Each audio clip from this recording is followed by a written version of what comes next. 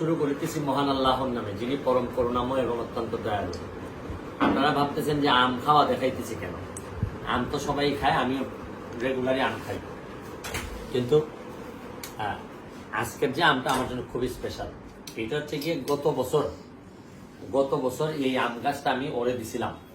আমি এমপি হওয়ার আগে আমি 37,000 আমের চারা লাগাইছিলাম। এর মধ্যে একটা আম গাছের আম, 2টা মাত্র আম আসছে। এর মধ্যে একটা ও খাই ফেলছে আর একটা আমার জন্য নিয়ে আইছে। তো এই আমরুপালি বলে এটারে বগুড়া থেকে আনা, এবং খুবই টেস্টি, এবং নিজের মানুষকে দেওয়া গাছ থেকে যে আম কেউ আইনা যদি খাওয়ায় তাহলে যে কি ভালো লাগে, এই জন্য আমার কাছে মনে হচ্ছে আপনাদের সাথে শেয়ার করি। আপনারাও আপনাদের এলাকায় আম গাছ লাগান বা যে গাছ লাগান, এই ফসলটা খেয়ে যেতে পারেন।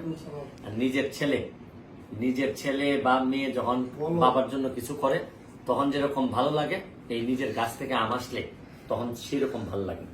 ভালো থাকবেন, সুস্থ থাকবেন। আর আমার সোনারঘাট মাধবপুরে আম খাওয়ার দাওয়াত দিয়ে রাখলাম আপনাদের সবাইকে।